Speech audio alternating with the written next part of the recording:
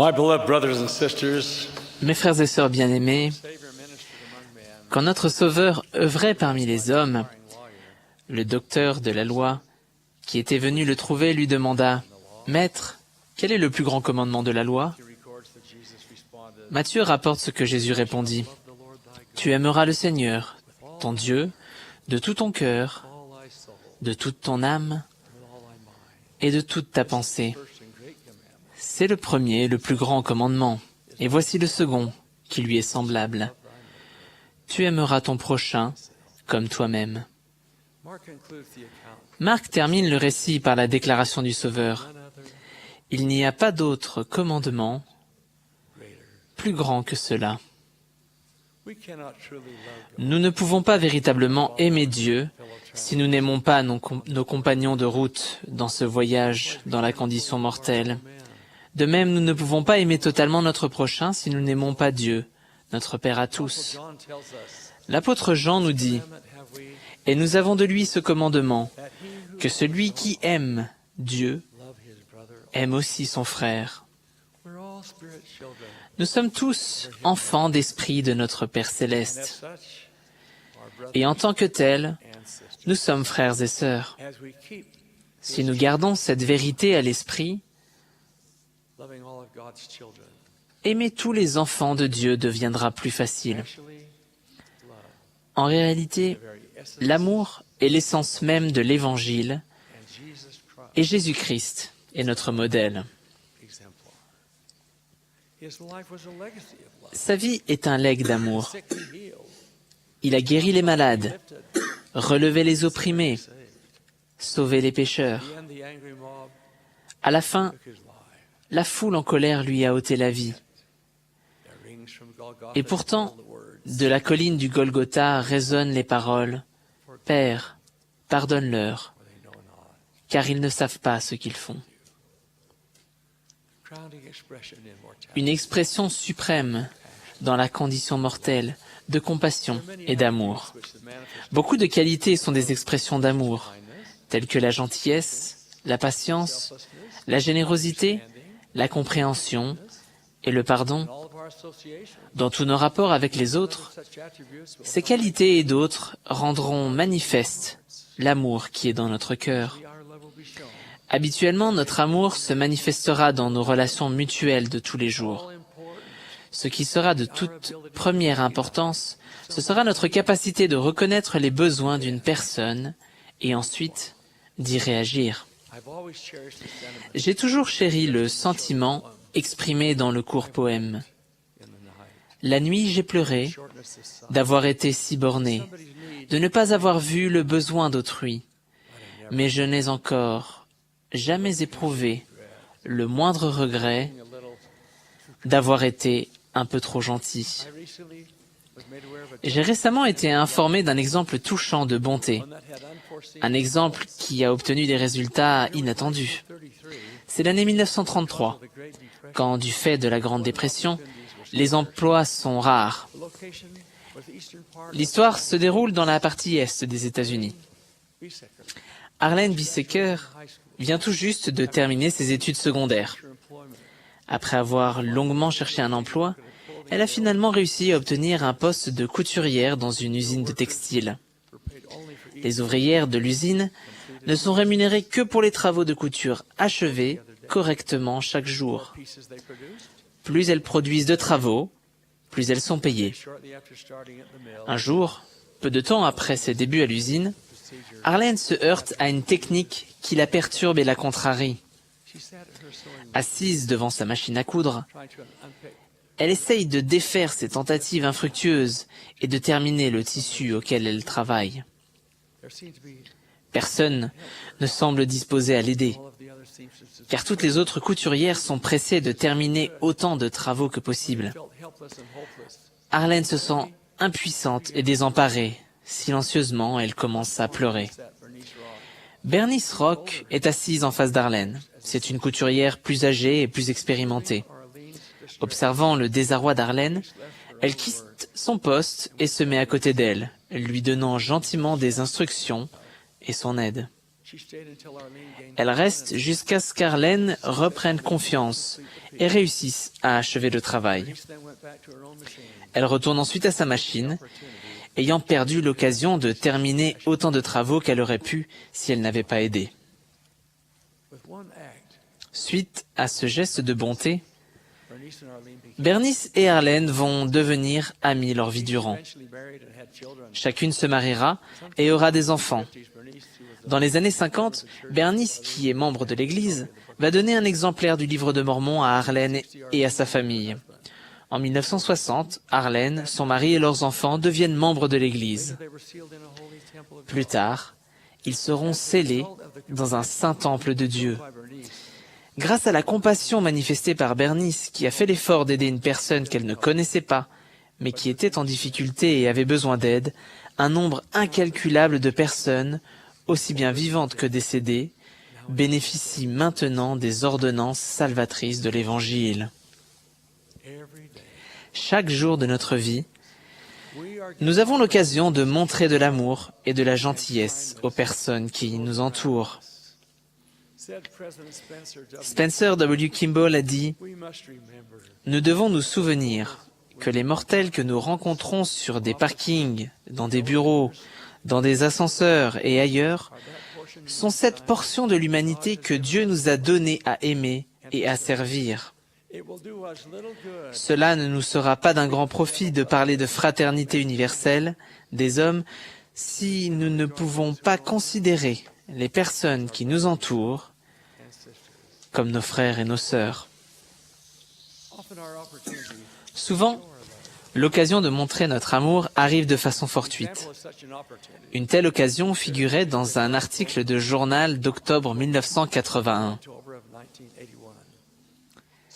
J'ai été tellement impressionné par l'amour et la compassion rapportés dans cette coupure que je l'ai conservé dans mes dossiers pendant plus de 30 ans.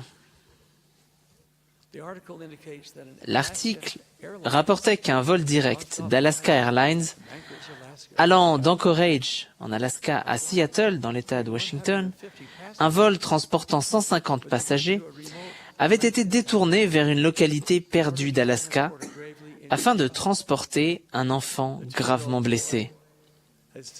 Le garçonnet de 2 ans s'était sectionné une artère du bras en tombant sur un morceau de verre tandis qu'il jouait près de chez lui. La localité était située à 725 km au sud d'Anchorage et n'était certainement pas sur la trajectoire du vol. Cependant, les médecins sur les lieux avaient envoyé un appel à l'aide frénétique et le vol avait été détourné pour prendre l'enfant et l'emmener à Seattle pour qu'on le soigne dans un hôpital. Quand l'avion a atterri près de cette localité perdue, les médecins ont informé le pilote que le garçon saignait tant qu'il ne survivrait pas au vol jusqu'à Seattle. La décision a été prise de faire un autre détour de 300 km jusqu'à Juneau, en Alaska, la ville où se trouvait l'hôpital le plus proche. Après avoir transporté le garçon jusqu'à Juneau, le vol s'est dirigé vers Seattle avec maintenant des heures de retard. Aucun passager ne s'était plaint, bien que la plupart aient manqué des rendez-vous et des correspondances. En fait, au fil des minutes et des heures, une collecte avait même été faite et une somme considérable avait été réunie pour le garçon et sa famille. L'avion était sur le point d'atterrir à Seattle quand le pilote a annoncé qu'il avait reçu la nouvelle par radio que le garçon allait s'en tirer et les passagers ont applaudi. Les paroles de l'Écriture me viennent à l'esprit. La charité est l'amour pur du Christ. Et tout ira bien pour quiconque sera trouvé, la possédant au dernier jour. Frères et sœurs, certaines des plus belles occasions de montrer notre amour se présenteront à l'intérieur de notre maison. L'amour devrait être le cœur même de la vie de famille, et pourtant, souvent, il n'y est pas. Il peut y avoir trop d'impatience, trop de disputes, trop de luttes, trop de larmes. Le président Hinckley déplorait « Pourquoi ceux que nous aimons deviennent-ils si souvent la cible de nos paroles dures ?